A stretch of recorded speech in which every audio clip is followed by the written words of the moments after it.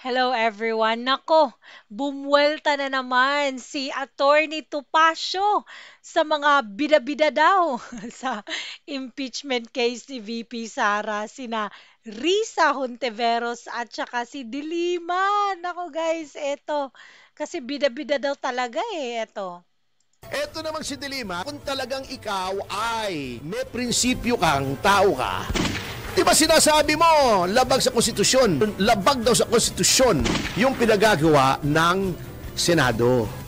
Pumunta kang Supreme Court. Di ba? Testingin mo yung iyang theory. Kami, nagdemanda kami sa Supreme Court, sinabi namin, yung HDO na inisyu niya bilang Secretary of Justice unconstitutional.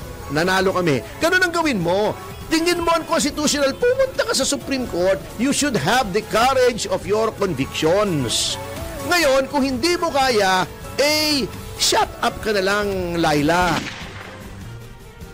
Anong panginangawa mo? Ayaw mo naman testingin eh. Hindi sa media. Para kang lalaki hamon ng hamon nung ayaw namang pumasa.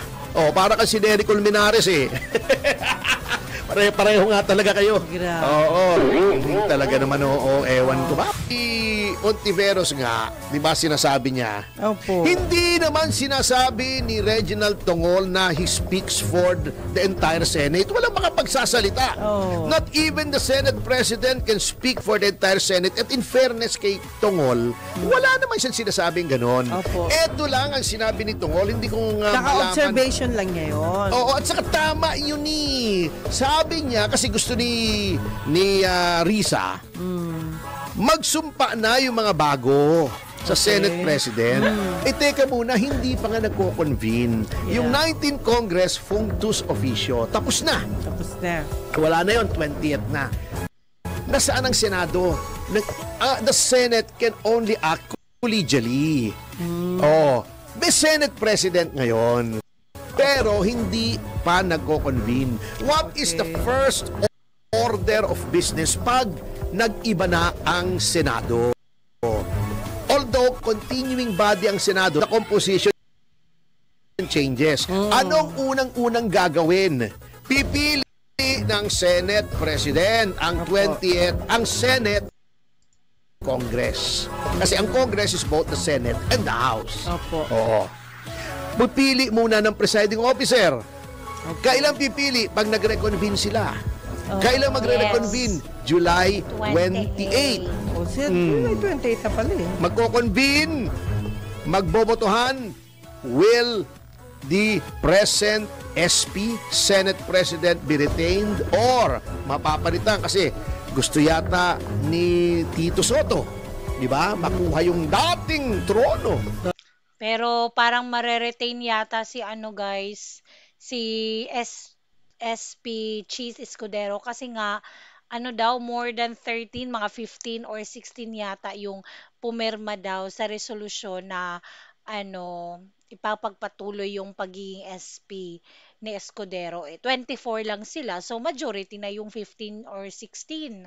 So basta 13 above, majority na. So wala, magiging pa rin si Cheese. Pero parang okay lang naman kasi maganda naman yung pagdadala niya as president ng Senate. Dating trono niya. Bilang SP, pag nakuha niya, okay. Pag hindi niya nakuha, may trono pa naman siya roon sa opisina niya. May CR doon eh. Yun ang trono niya. Ba naman? Para at least matry natin. Anyway, Oo, dapat si only pag Marcoleta. na-determine na yun, saka susumpa yung mga bago. Ayun. Actually, para sa akin, if only for the sake of just to be sure, Opo. dapat manumpa din yung mga dati. Para sabay-sabay na. Manumpa kayo kung kasi Formality. 28 Congress na to eh. Iba na to eh, Iba na to eh. Para lang, wala namang mawawala kung manunumpa sila, di ba? Correct. Kaya lang yung iba doon, baka kanta ng pasumpa ka pa. Nako, ay mahal mo. Ganun kanta, di ba? Anyway, yun ang dapat gawin. And wala naman sinasabi si Tongol. Ngayon, nagtatataray si Risa. Hindi ka naman, you cannot speak for the Senate, blah, blah, blah, blah, blah, blah. Wala naman sinasabi po. Kanya lang, hindi pa nagko-convene. Di mag-convene ka mag-isa kung gusto mo. Magbotohan ka mag-isa mo, iboto mo sarili mo. Ang Kenkoy, mag-isa ka nag-convene. Hintayin mo kasi collegial body kayo, hindi pwedeng primadonna, Risa. Hindi pwedeng kung anong gusto mo. Ngayon mag-umpisa, ngayon mag-umpisa. Paano yung mga kasama mo? Also, you do not speak for the Senate. Hindi ka rin pwedeng masunod kung anong gustong gawin ng Senado. Ayun. Eto namang si Delima, mapunta tayo kay Delima. Yun nga sinasabi ko, hindi maintindihan eh. Sinasabi ni Delima, ultra vires daw. Hindi daw, wala daw sa konstitusyon, labag daw sa konstitusyon yung pinagagawa ng Senado. Ganito kung talagang ikaw ay may prinsipyo kang tao ka. Di ba sinasabi mo, labag sa konstitusyon? Pumunta kang Supreme Court. Correct. Di ba? Testingin mo yung iyong theory. Kaya lang, natatakot siyang pumunta sa Supreme Court. Bakit? Hindi ba noong 2011 ba yun? Opo. 2011. Di ba may TRO ang Korte Suprema na pwedeng umalis si Ginang Arroyo para magpagamot sa Singapore? Hindi niya inonor, pinigil pa rin niya. Kaya may contempt siya di ba umamin siya na siya ay nakiapid sa asawa ng may asawa? Na yan ay labag sa unang Korinto 6. Ang talata ay 9. Anyway, labag din yan sa Code of Professional Responsibility. Umamin siya. Hindi ko alam kung meron na confidential ito, pero baka meron siyang action, administrative sanction or administrative case tungkol doon. Di natin alam. Yes. Kaya natatakot siyang humarap doon kasi matindi ang record niya sa pagdating sa pagsunod sa Korte Suprema. Di ba? Yung whole departure order, labag din sa konstitusyon. Bakit niya ginawa? Nagdemanda kami sa Supreme Court. Sinabi namin, yung HDO na inisyu niya bilang Secretary of Justice, unconstitutional.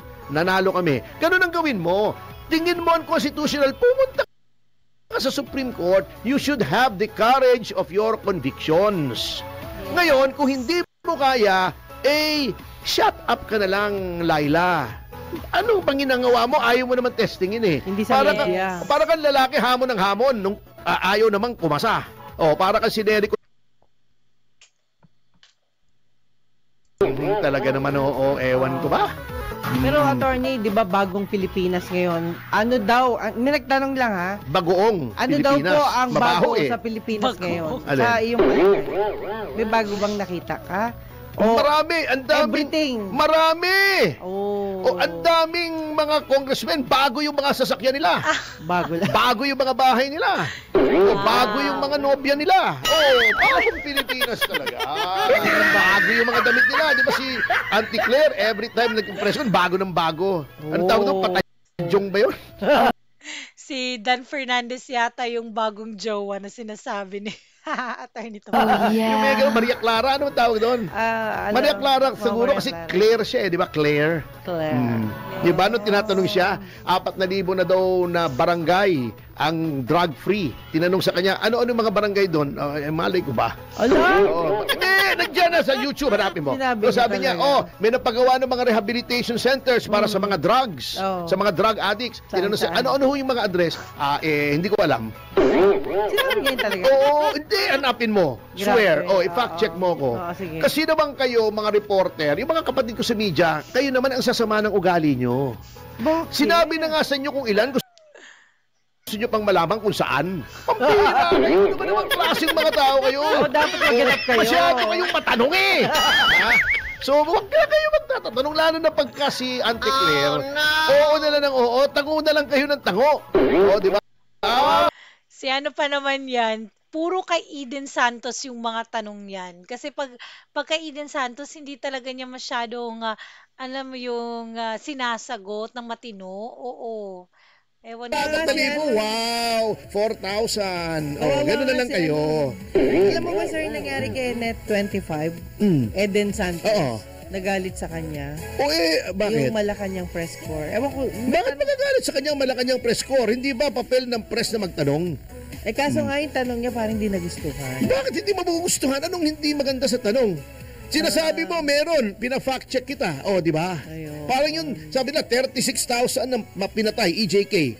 Amin na pangalan. Ganun yun eh. Hindi pwedeng Oh. basta nasabihin ko na lang, di ba? Oh, sabihin ko, ako Mr. Sex Appeal ako. Opo. Apat na po ang naging girlfriend ko. Anong pangalan? Hindi pwede ganun wala, hindi ko alam. Pwede pa yun. Nakakaalam Pwede yun mga kasama. Pag ikaw ay nag-claim ng something, ikaw ay public official, binibigay mo sa press, be ready for questions. Hindi dapat magalit sa kanya. Yun. Baka si Claire lang nagalit sa kanya, hindi maaari magalit yung mga kapatid natin sa hanap buhay sa isang reporter na ginagawa lamang ang kanyang trabaho. Anong gusto nyo? Walang tanong? Ayun lang. Wag na lang kayo mag-press briefing. I-email nyo na lang. Yung mga gusto nyo yung mga gusto nyo sabihin, di ba? Yes. Walang kakwenta-kwenta. Ay, nako. So, hanggang doon na lang po tayo. Nako, grabe. Grabe yung mga pangyayari, no? Nakakatawa talaga yung mga pangyayari ngayon. Don't forget to like and subscribe to my channel and comment down below for your insights and opinion and comments. Have a great day, everyone. God bless. Bye.